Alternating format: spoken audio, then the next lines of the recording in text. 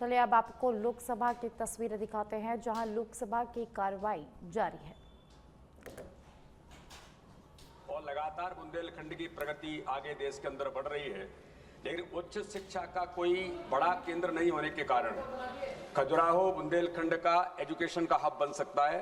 मैं माननीय मंत्री महोदय से अनुरोध करना चाहता हूं कि एनआईटी से लेकर ऐसे कोई उच्च शिक्षा संस्थान की स्थापना अगर खजुराहो के अंदर योजना है या ऐसी योजना हो सकती है तो वहां के युवाओं के लिए, वहां की जनता के लिए एक बड़ा अवसर मिलेगा। यही मैं आपके माध्यम से अनुरोध करना चाहता हूं। स्पीकर साहब, आदरणीय सदस्य ने एक बुंदेलखंड स्पेसिफिक एक प्रश्न पूछा है, लेकिन ये प्रश्न के जो मूल प्रश्न में जो तृतीय प्रश्न है कि रीजनल इक्विटी के बारे में उच्च शिक्षा में क्या योजना है, मैं एक विस्तृत उत्तर रखा गया है। पिछले 14 के बाद कितने IIT, triple IT, IISER, IIM, central university, NIT और एम्स खोला गया है, इसमें उत्तर में रखा गया है।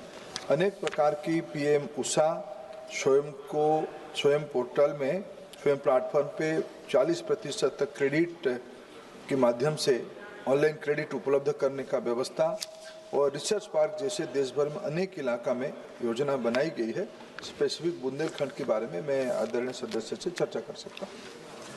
Shrimati T Sumati. Thank you very much, Honourable Speaker, sir. Sir, this question is regarding the Central Institute of Classical Tamil. Though it may not be related directly to the question asked, I have a request to Honourable Minister, sir, through you to make. The Central Institute of Classical Tamil in Chennai has only one permanent faculty position and just 3 permanent non-teaching staff, sir. This has been acknowledged by the Parliamentary Standing Committee of Education as well. Such acute vacancies can affect academic research, teaching capacity and institutional functioning. Hence, I request Honourable Minister, through you, sir, when does the government propose to fill all permanent faculty and staff vacancies at the Central Institute of Classical Tamil, sir? Thank you. Chairman, sir, this is a separate question. Question number 422.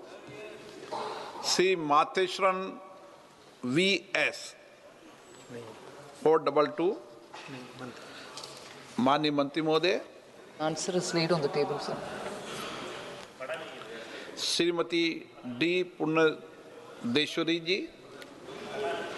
Sir, I have requested for a supplement for 424, sir. Okay. इसमें नहीं पूछना चाहते आप? नहीं, 424 से sir, चौथी प्रश्न पे। दर्शन Singh Chaudhary.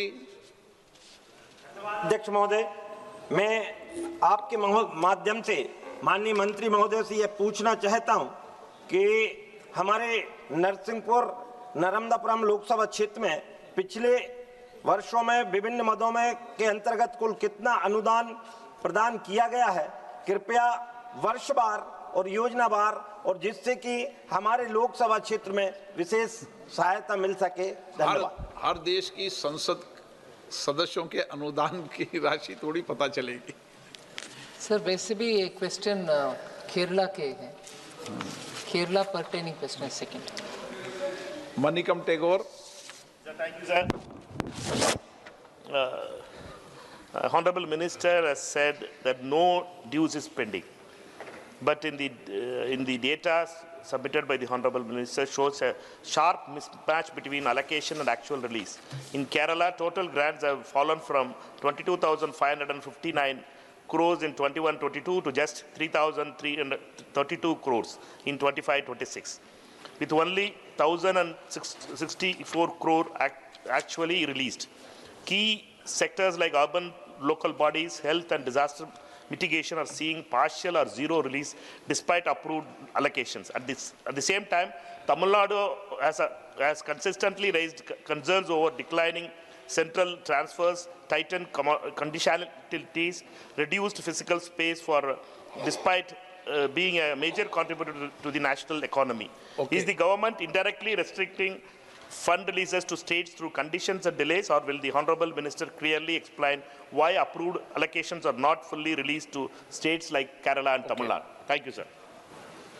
Sir, To approve an amount is one thing, sir. After that, the state draws the money, first tranche, uses it, and then gives us a utilization certificate, then we release the second. Sometimes even the first one doesn't come. For instance, there is a specific case I would highlight in the Kerala data.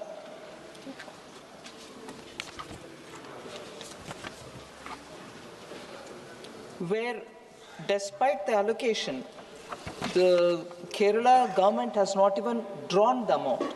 So for instance, amount approved is 311.94